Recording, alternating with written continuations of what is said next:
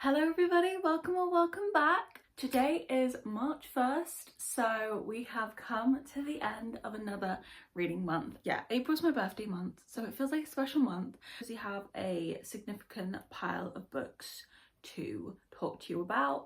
I did a lot of reading this month, a lot of good reading this month. I feel like I pretty much had a book in my hand every single day this month. I don't know what got into me, but I wanted to read apparently. I'm going to take you through those.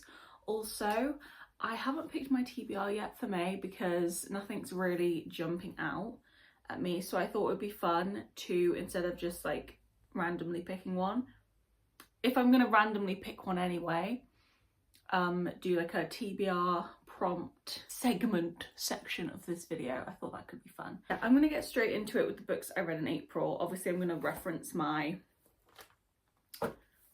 book journal because the first book that I read was a Kindle book. The first book I read this month was The Mistake by Elle Kennedy. I believe I picked this book up either right after I got back from my holiday in March or right at the end of it, like the flight back, because I was like, oh, flying home, I have, you know, some time, could read this book.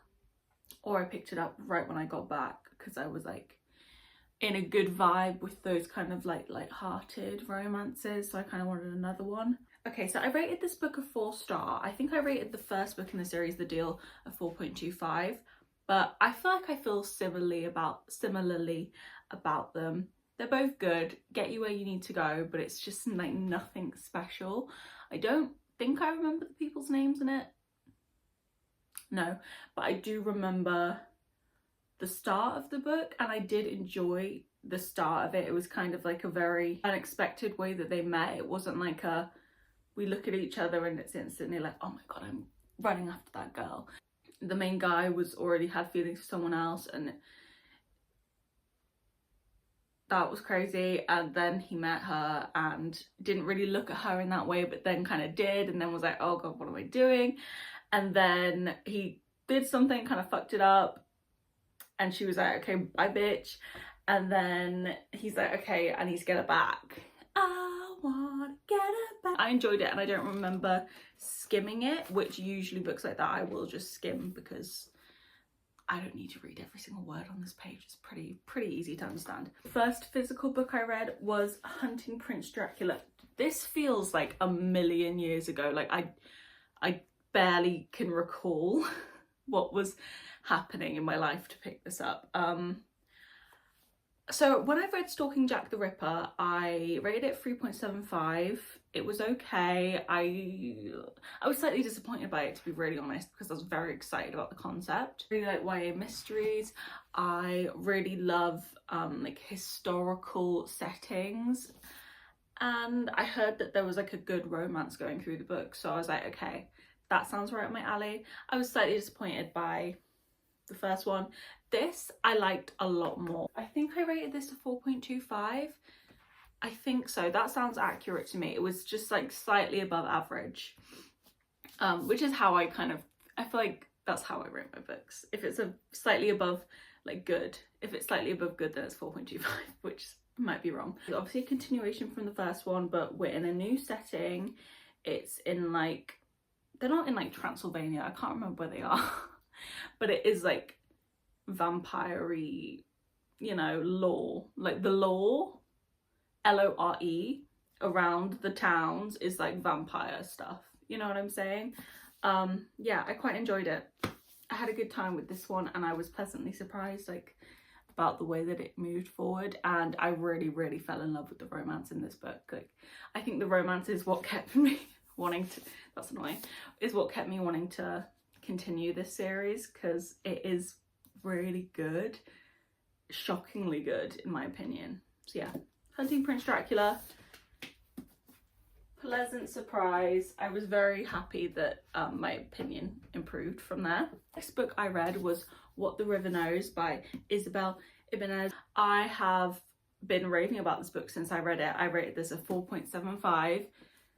I also keep going back and forth in my mind, like, was it really a 5-star? Because I have a lot of like feeling about this book, but I don't feel like it was. I feel like it needed a little bit extra, maybe romance to get it there. Yeah, so this was kind of like a historical fiction with a bit of a mystery, with a bit of a romance plot, all kind of wrapped into one, and then the slightest little like sprinkling of like a magical element. Yeah, like that plot, that description right there sounds so good to me. All those things wrapped together. So we're basically following a girl called Inez, and she's from Buenos Aires, and she lives with her aunt and like her cousins, while her parents are living half the year in Cairo in Egypt, and they've never let her come with them for some reason. They're very like specific about, you are not to come here, and she has been trying to get them to let her come. She finds out, I think she gets like a letter back or something, her parents have died. What the fuck? And she's like, okay, no, I'm going to Cairo, and I'm going to figure out what the fuck's happening. What about this place made it so special that you left me here for half the year and couldn't bring me with you? What happened to them? What's going on? All of those questions she wanted an answer to. She gets there, meant to be, I guess, meeting her uncle. That's the only family she has left in Cairo. And pretty immediately everybody's like, no, you're going home. Leave, get out, you're not meant to be here. Nobody wants her there, but she has decided that that is where she wants to be. She's going to be there, and she's going to figure out what the fuck happened. Very good. I enjoyed this so much. I was so like enthralled in the story. I felt like I was in Egypt. I felt like I was there. It like completely reset my whole perception of the world for the time that I was reading it. When I read a good book, I always do this. I will start speaking how the characters in the book speak. So if it's like a more like, when was this set? Like the 1800s, I think so. I think the set in the late 1800s. I start speaking like I'm someone from the late 1800s because I'm just so enthralled in the story. So good. If you like the idea of like a historical, slight romance, but like really good romance. I feel like people who like slow burn and like frumpy like love interests and like just like little hints of the romance to like keep you going, I think you'd really like this if that's like the kind of romance you enjoy. Next book I read, I got this for my birthday and I read it soon after, literally I think the day after the reappearance of Rachel Price by Holly Jackson. I was so excited about this new release. I really loved Holly Jackson's A Good Girl's Guide to Murder series. I haven't read her other book. I think she only has one other book. I think it's 5 Survive. And to be honest, after this, I'm not like running to the shelf to buy it. I can't remember what I rated this, but honestly, it's like a 3 to 3.5 star. 3.5 only because I did stay pretty engaged through the whole book. But honestly, I don't know if that's like merit of the book or just the fact I was in such a reading mood when I read this. I read all of these 4 books that I'm talking about in like 4 days, like 4 or 5 days. I was back to back, like all I wanted to do was read. So this really had its best possible chance to be a really good book, and it just fell really flat for me as like a thriller. It's, when I read what it was about, I was like, oh, this is such an interesting concept going into it. So we're following this girl, Belle, like filmed for a documentary series about her mum who went missing 16 years ago, I think it was. So they're kind of like revisiting the family, where are they now style, you know, the kind of documentaries that people do. And while they're filming it, Rachel, her mother, reappears, and then it's kind of figuring out the mystery of that. Belle's not trusting of Rachel. Everything seems a bit, like things aren't adding up, blah, blah, blah. I had quite a few problems with this book. First off, I thought the main character was really unlikable to the point where you didn't take anything she said seriously, which to me made the whole like plot twist just like obvious, because it's like anything that she's saying we can hear, like the narrative voice she's been given sounds like silly and deluded and childish, immature, just like based on incorrect information. You know pretty quickly she has not got an accurate perception of the world. Her emotions are clouding her judgment, and that kind of meant that we could figure out pretty quickly, okay, that's probably not true and that probably is true. So the plot twist was right there. Like, we saw it before it even came. I didn't find the plot twist to be great. I filmed a reading vlog when I was reading this, and I said right at the beginning, if this is the plot twist, I'm pissed. It just fell flat for me. I don't think much happened. I didn't care. To be honest, I didn't care. The next book I read, Back to Happy, was Escaping from Houdini, again by Kerry Maniscalco. I do need to note that these books, wow, that is not something you see every day. Yeah, so this is the third book in the Stalking Jack the Ripper series. Obviously, I must have had a really good time with hunting Prince Dracula, because I was eager to just get back into another one of these books. This one's set on a cruise liner, like going from, I think it's going from Liverpool to New York. It gives like Titanic vibes of like the upper class and you know? On this cruise liner, there's this carnival circus situation going on every single night, and every single night people are dying.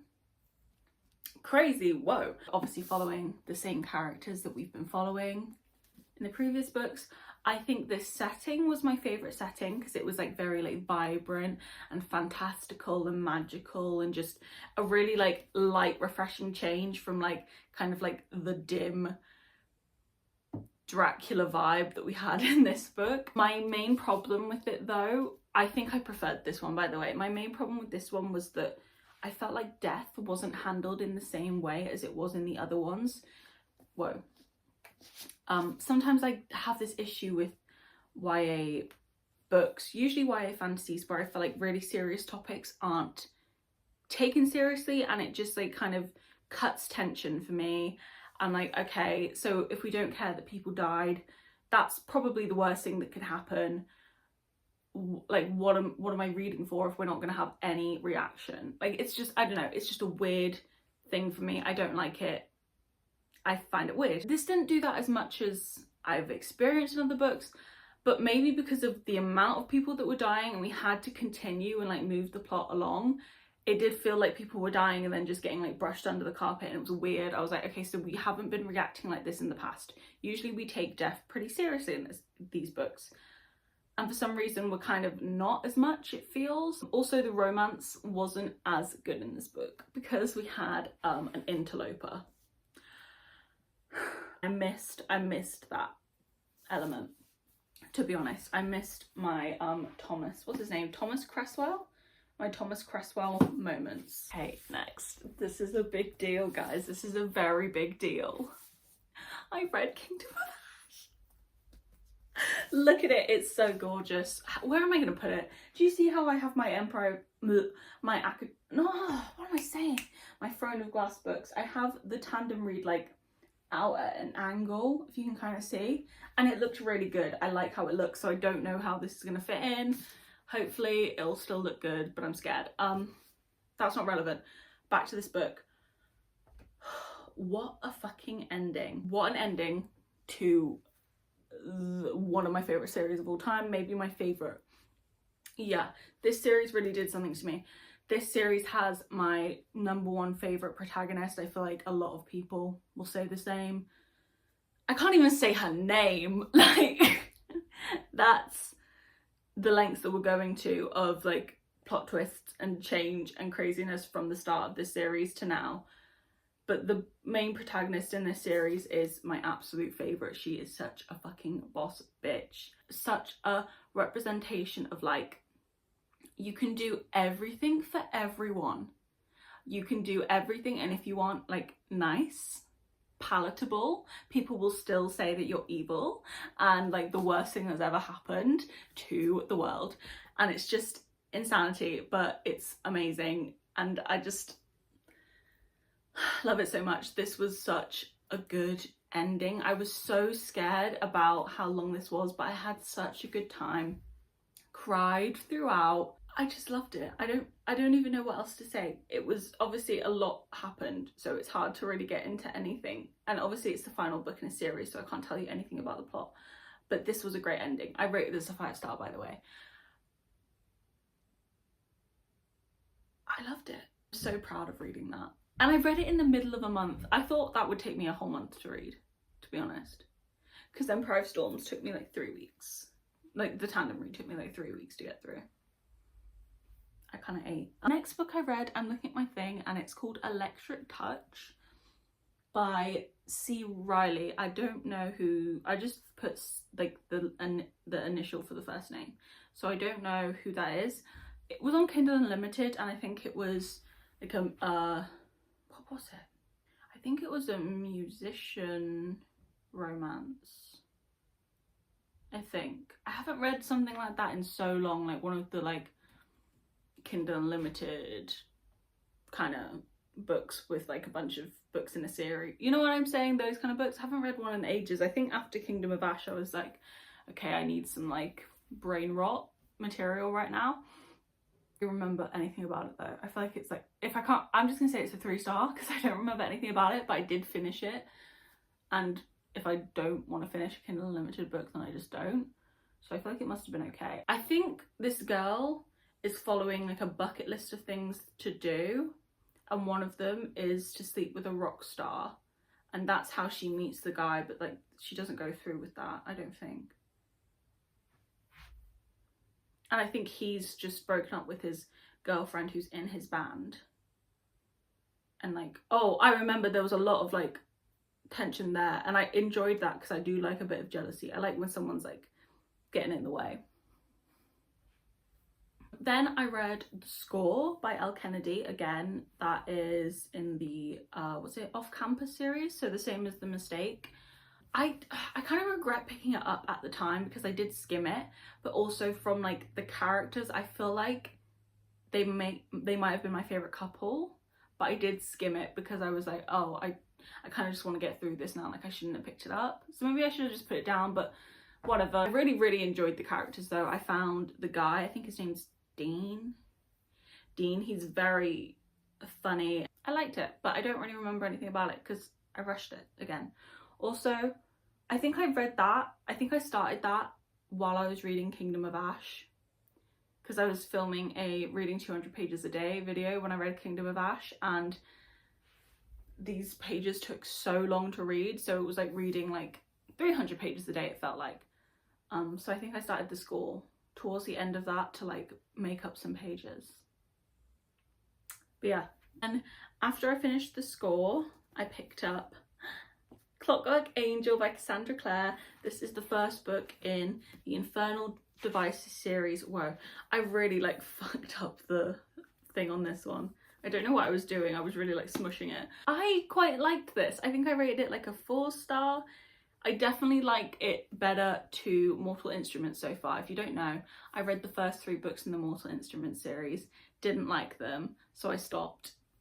Don't like that series. I wanted to try some other Shadowhunters books because I know people really love them, and I felt like I would like this more because it's set in like Victorian England, and I just like a setting which isn't familiar to me in a fantasy. And obviously I've never lived in Victorian England, but I don't love an urban fantasy when it's like modern, because it's just like, I just don't vibe with it. I don't know, I like fantasy to like take me out of the world. You know what I'm saying? I liked this. I know that this is gonna have a love triangle going on, and I can see where that's coming from. I definitely also feel like I already know where the love triangle is gonna end. That feels pretty obvious. But yeah, I enjoyed it. I had a good time and excited to continue. This might be, the next book might be the next book I read. I'm not sure yet though. Maybe if it's on my TBR, we'll see. The final book that I read this month was this, Powerful by Lauren Roberts. So I was in Liverpool just like last weekend, and when I'm in different places I like to buy a book. So this ended up being the book that I bought there because I was like, oh cool, I want to read that little Lauren Roberts novella. Powerless here is the first book. This is novella. Everybody was so obsessed with this book when it came out. I didn't love it as much, and I honestly truly think the reason for that is because of how many words there are on these pages. Like, I'm looking at that and I'm going, no, I don't want to, I don't want to, I don't want to. I honestly think I would have enjoyed the book more if there were less words on the pages and it was longer. Honestly, truly. And I know that to be true because I'm actually listening to the audiobook right now. Like, 100 pages into reading this, I started listening to the audiobook of this because I realised I don't remember anything about this book. That's not true. I don't remember a lot of plot points in this book, so I need to reread it before the next one comes out, and I just wanted to. I started this immediately. We're doing better. Straight away, I was like, okay, this is really sweet. This sweet little romance. This is basically following Peyton from the first book's best friend and like her little romance. Something that I forgot when I was reading this book. Okay, spoiler warning for Powerless and Powerful, because I just need to talk about this openly and honestly. I forgot that Adina dies. I completely forgot that Adina dies, and like 50 pages in, I think I saw some TikToks which reminded me that Adina dies, and I was like, why are you giving me this romance when she's gonna die? Also, the love interest in this book, Mac, is like, I could cry right now just thinking about, no.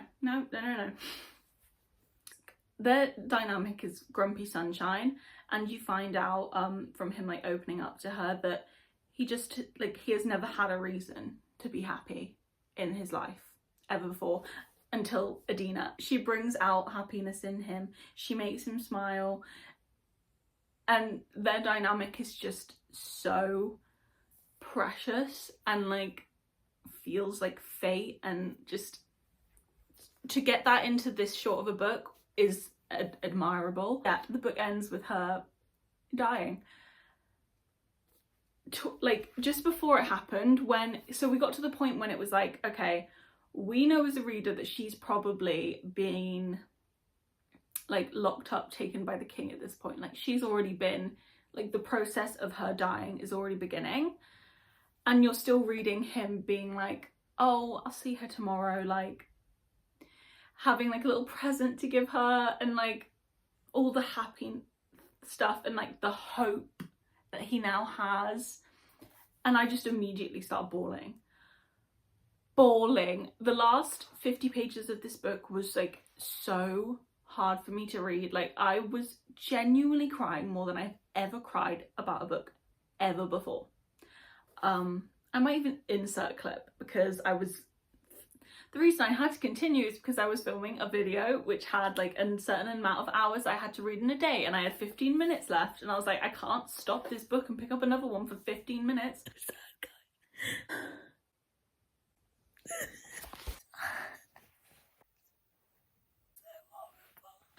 Honestly, like, I've never cried like that before.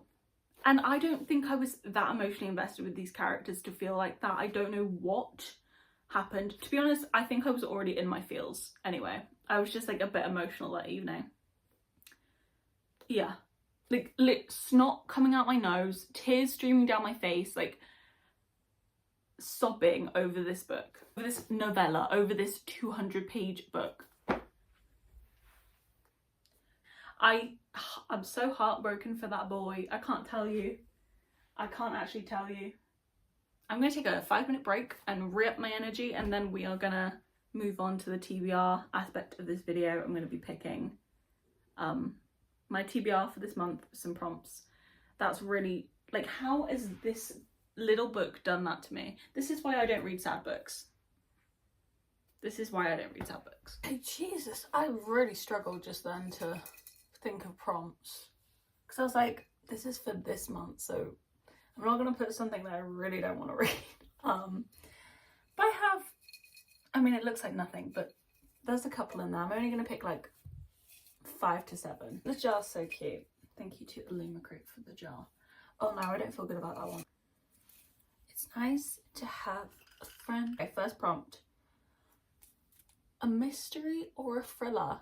That's a pretty good prompt for me. I like mystery thrillers. Okay, all my mystery thrillers are on the back. Spin this around for you. Down here God, this thing is just makes me so anxious. I feel like one day it is just going to collapse.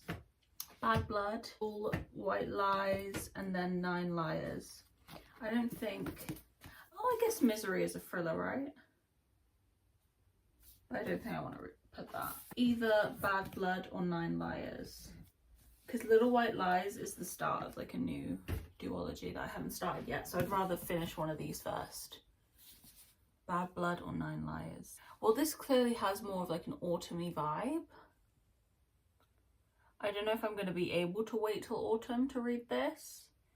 But in the spirit of trying, I think I'm going to pick Bad Blood. Because I am excited to finish this series anyway. And wow.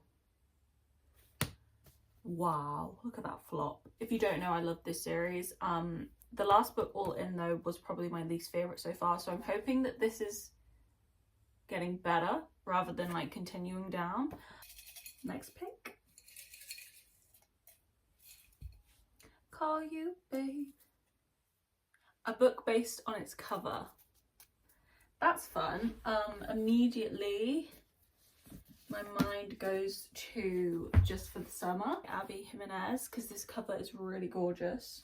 Also, good options would be Daisy Hates the Grit Undoing, and we all know that I do need to get to this. I don't know if I'm ready for that though. And then also Upon a Broken Heart would be a good option because these covers are beautiful. I'm thinking Just for the Summer though, because I was going to save this for the summer, but then I've also been thinking maybe it'd be nice to read this in the build up to summer.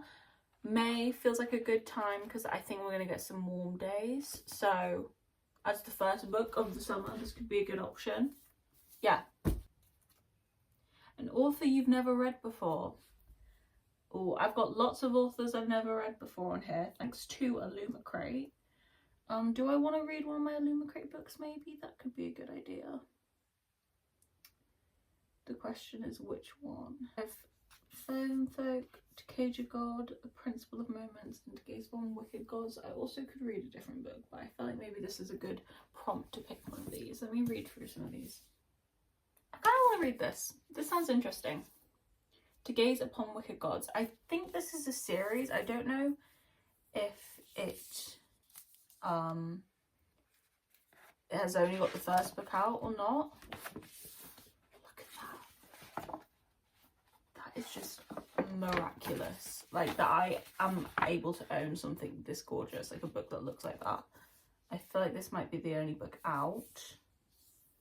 That's one thing that makes me kind of like about Illumicrate when they give, because a lot of these books are books, this is a series, this is a series. I don't know if this is a series, but I'm not going to have my Illumicrate subscription forever. Like I'm probably going to have it for a few more months and then be like, okay, that was nice. But then I can't get matching covers. I don't really care actually about that. Whatever I'm talking about. This is next. To Gaze Upon Wicked Gods. It sounds interesting. It kind of sounds like a Chosen One kind of plot. You know what I mean? She has the power over death. He has power over her. Like that's giving like she is the most powerful kind of vibes. You know what I mean? Okay. I'm having a good time. I couldn't do a whole video of this probably because it wouldn't be long enough. It would be like 7 minutes long. Saying that, this is probably going to be like 15 minutes long.